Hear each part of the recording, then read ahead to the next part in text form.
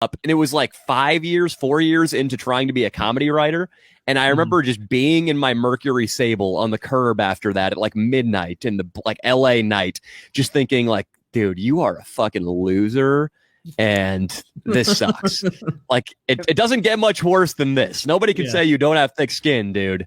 And luckily it turned around. You do it's your character. How does one try to be a comedy writer, right? Like so I get the basics, you're typing on your computer, but then what? Are there like requests for scripts? Do you cold call people? Like, yeah, go ahead. Yeah, so I started out, and you guys will probably know who I'm talking about. The guy who really inspired me to get into comedy writing was Tucker Max. I'm not sure if you've heard of them. He was a guy who wrote way back in the day. Him and Maddox. I read exactly. Maddox, yeah.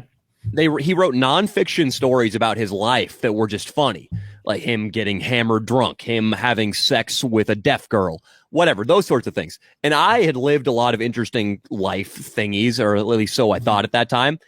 And so I just started writing in that mode, and I put out 3 books on Amazon that are up. There's one about jerk-off parlors that's like all true. One about when my girlfriend told me she banged a black dude with a giant cock, and I had like a psychological breakdown. It's got a great cover. It's at least worth looking at the cover. It's called When Your Girlfriend Bangs a Black Dude.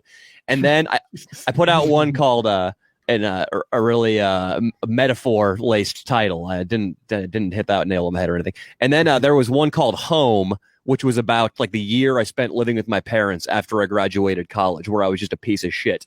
But I realized pretty quickly, Woody, I think after 3 years of doing that, I released the book Home, which I thought was going to be my big breakthrough into the mainstream.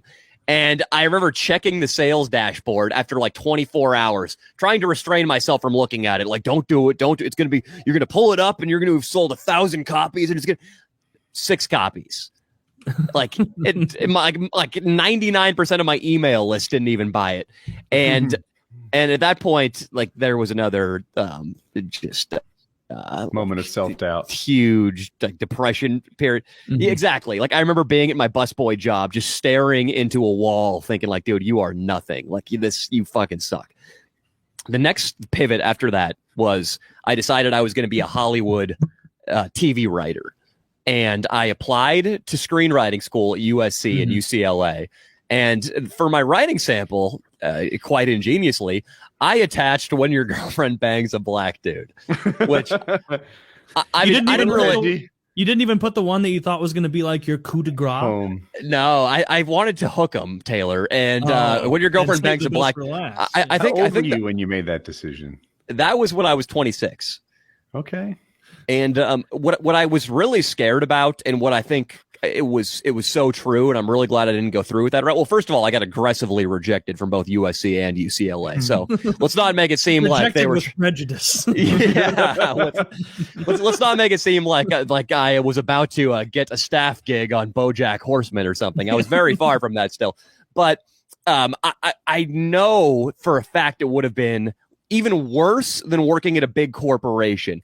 The level of political correctness that exists in Hollywood circles, I'm reading 1984 right now, and it's insane how prophetic that book is. But there's a chapter that really resonated with me where there's something called the 2 minutes of hate, where everybody in the office, they flash up a picture of the enemy of the state, and everybody has to scream at the screen, which of course, well, it's Emmanuel Goldstein in that book, but nowadays we will recognize that as Donald Trump. It's like everybody in public, you have to be seen screaming at Trump.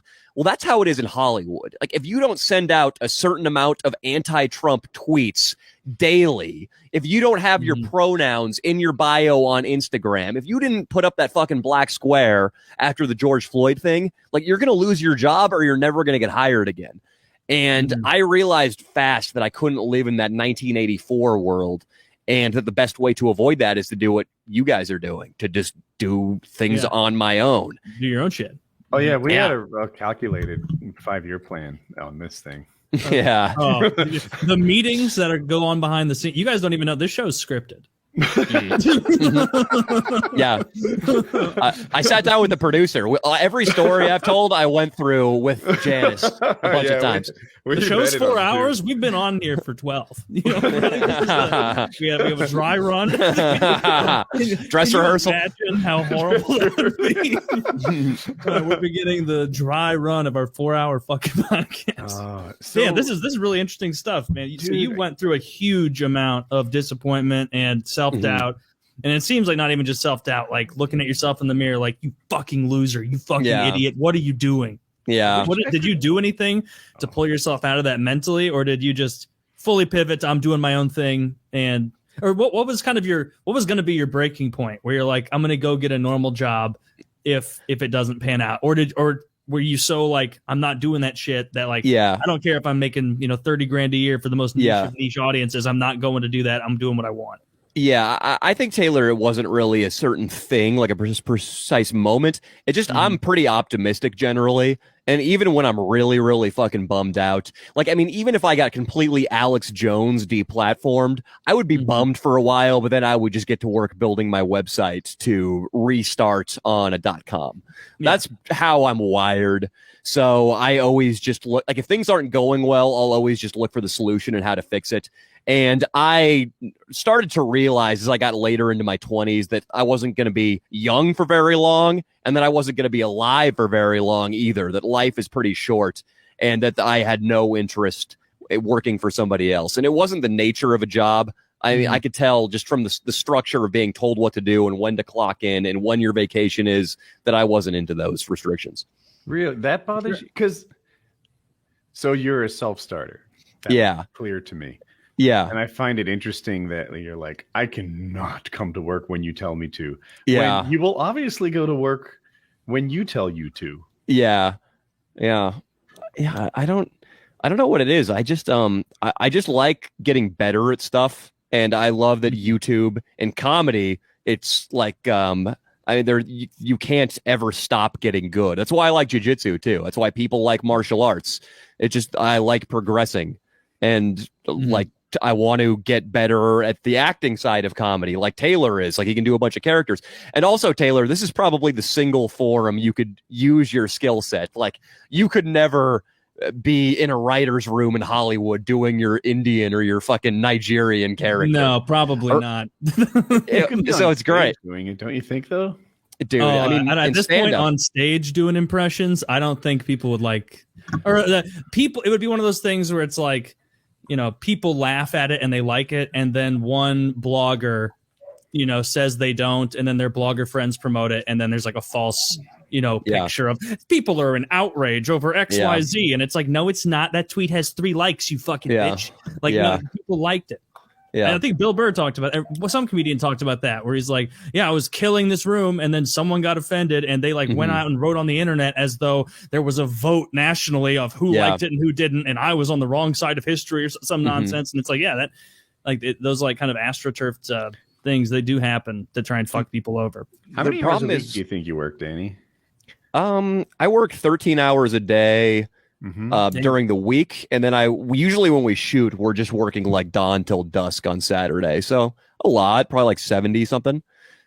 I'm trying to get better about that. I've got 2 editors now that help me out, and I want to start getting like writers on board. I'm trying to live a more normal life, but because I'm starting to realize that if when I'm miserable, I'm just not doing good work.